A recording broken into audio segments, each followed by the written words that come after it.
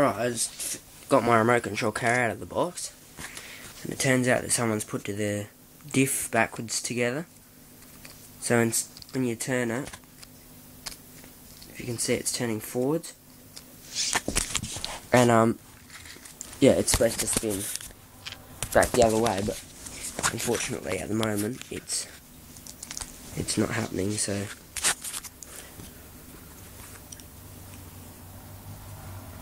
we'll just get it out, take the diff out, and we'll put it together properly.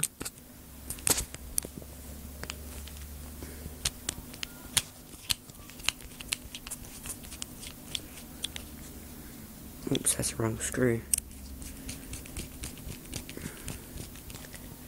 This one here. Unfortunately, there's 6 screws on this diff. Right, so we want this one out. We want this one out.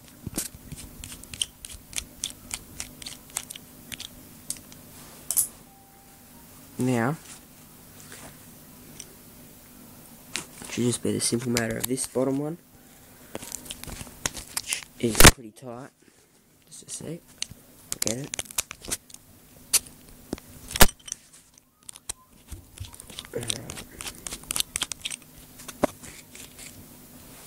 Alright, and in the back of the diff, it's just like a car. Just like a tiny little car diff. But now what we want to do is, because it wasn't working before, I'm going to take this out, flip it around, put it back in. Now when we turn it, it should turn forwards, so let's make sure. Okay, yep, so what's happening now, when you turn it forward, is, might be a little bit hard. Right, if you can just see the edge there. Oh shit, just a sec.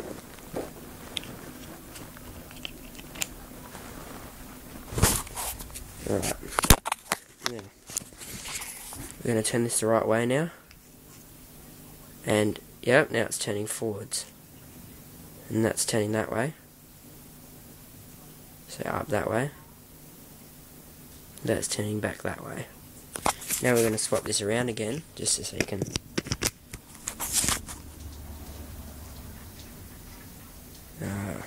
see. That's spinning the wrong way. So we're going to turn it around back the right way.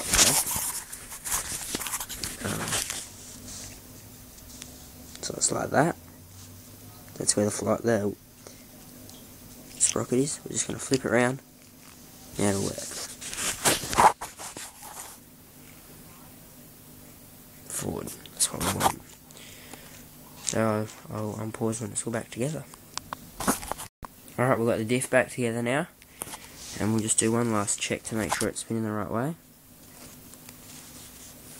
Alright. So we want this to spin anti-clockwise when we turn this clockwise. So we turn that clockwise. And there we go. Because this is the front diff. It goes in there.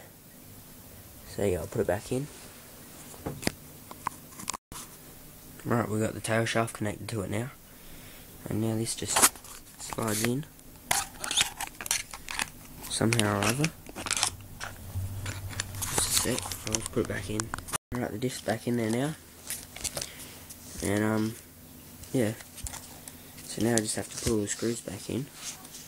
Connect the struts back up to here. Coilovers, little tiny ones, they're pretty cool.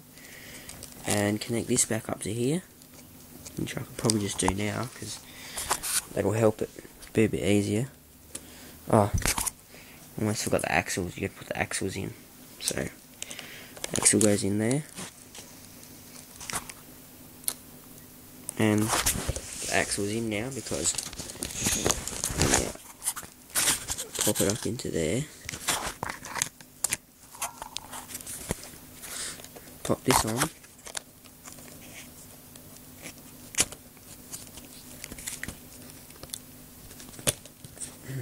Come on.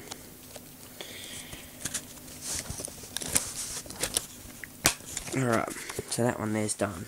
So now hopefully when we turn this, we get that wheel to move.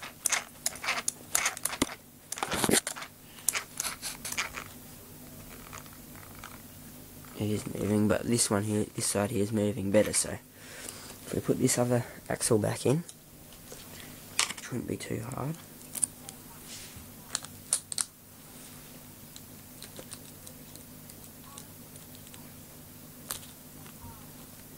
Now I'll pop this back on. Oops, the axle's popped out. Hang on, just get it back in. Alright, so now planetary gears are pretty rigged, but pop this one in, and there we go. Now when we turn this, that's better. So now hopefully let's just test it before we put the struts back on. Now when we push it along, it should move. Before, when I turned it on, both sets of wheels, this one was spinning in, and so was this one, so it was just pretty much just doing a burnout like that. It's just going, it's pretty stupid, but yeah. So now we'll put the struts back on, and we'll just put the screws back in the bottom. So just a sec.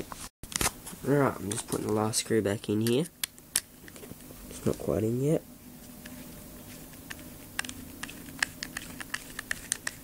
There we go. Make sure they're all tight, so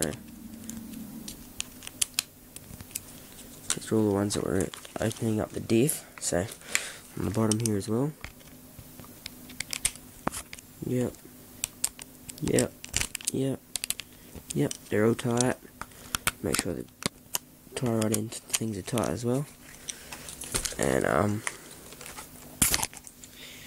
now we can just pop this back on. There's just a cap for the aerial.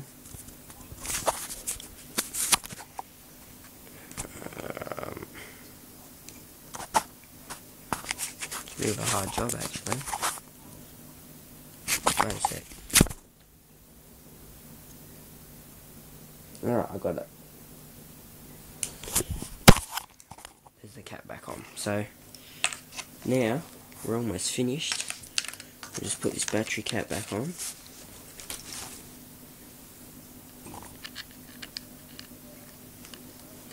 It's been a while since I've taken this out actually. This is one of the most fastest electric remote control cars you can get at the moment. Yeah, for an electric one, this does about, whoa. Well, I did put the video on YouTube of me with the 11 volt battery in it. This is what they're supposed to have, a 7.2 volt NIMI battery, which is lithium. Just a lithium one. They run out in about 10 minutes or something, but with the 11 volt one, it lasts about 20 minutes and it goes about 20 times faster. So yeah, now we'll just put the cover back on and we'll be set to go. Just need to charge the battery though.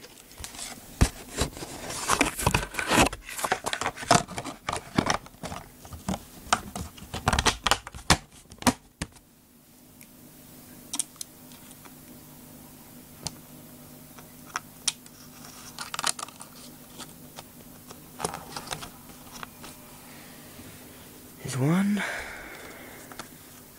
there's two, there's three. And now you just tuck these all in just for extra aerodynamics.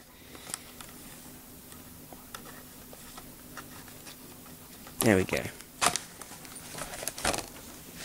So there we go, the fixed diff. The diff's in there, and now it's fixed. And hopefully nothing ever goes wrong with that one. I think my old man might have put it together a bit wrong.